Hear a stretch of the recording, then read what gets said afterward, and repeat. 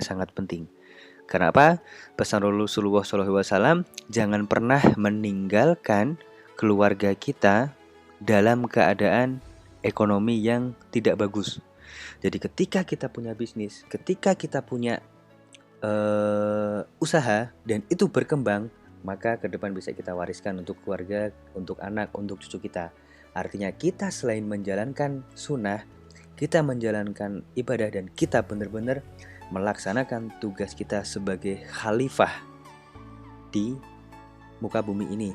Dalam lingkup yang terkecil adalah untuk keluarga kita, karena kita sudah mempersiapkan kehidupan yang terbaik bagi keluarga kita lewat bisnis tersebut ketika kita mewariskan bisnisnya.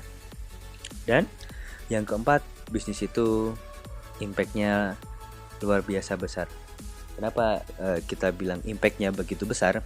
Karena dalam sebuah bisnis tidak mungkin kita akan berjalan sendiri. Kita pasti butuh jaringan, kita pasti butuh tim, kita pasti butuh koneksi yang luas. Nah, dari situ ketika bisnis kita jalan, maka kita dapat memberikan sumbangsih atau dapat memberikan income bagi jaringan-jaringan kita, bagi klien-klien kita, bagi orang-orang yang nantinya akan support menjadi tim ataupun karyawan-karyawan kita. Seperti itu. Dan jangka panjangnya adalah kita bisa lebih untuk berbagi kepada saudara-saudara kita yang membutuhkan. Dalam tanda kutip, kita bisa bersedekah, kita bisa memberi sesuatu yang lebih ketika kita punya bisnis, bisnisnya jalan dan untung. Kayak gitu.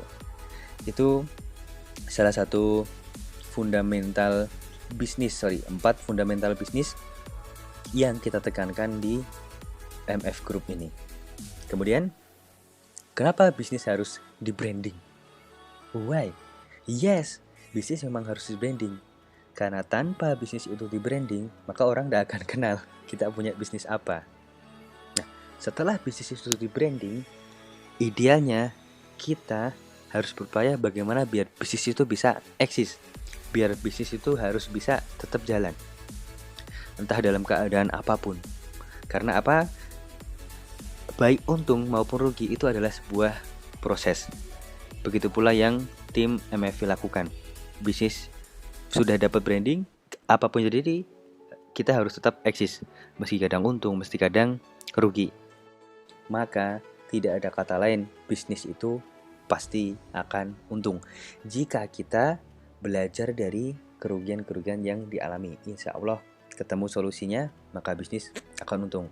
Dan jangan sampai bisnis itu nggak untung. Kalau nggak untung, ya ngapain berbisnis gitu kan. Gitu. Nah, salah satu tolak ukur bisnis yang bagus adalah 1.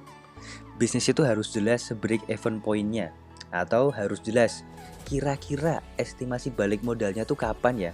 Contoh nih, kita bisnis ternak lele. Misalkan modal 100 juta. Kita harus bisa menghitung kapan kita panennya, kapan kita bisa mulai menjualnya, selama durasi berapa bulan, itu harus terhitung, harus terukur dan jelas. Agar apa? Kita mudah untuk memaintenance bisnis tersebut. Nah, kalau tidak bisa diukur, kapan kira-kira estimasi balik modalnya, atau kapan kira-kira kita bisa mendapatkan ya minimal bakbuk lah ya dari bisnis kita itu. Nah, itu sebenarnya bisnis yang nggak bagus. Jadi sesegera mungkin harus di-cut, jangan dilanjutkan.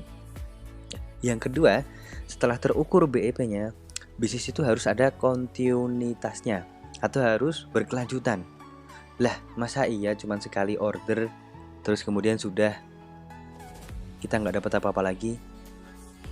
Contoh tadi kayak ternak lele, ketika panen pertama kali kita buat kolakan lagi, kita ada bibit lagi, kita beri makan bibitnya, kemudian besar dan bisa kita jual lagi. Itu kan ada kontinuitasnya. Dan untuk tur bagaimana sih kontinuitasnya? Setiap bisnis tentu memiliki treatment ataupun skema yang berbeda-beda.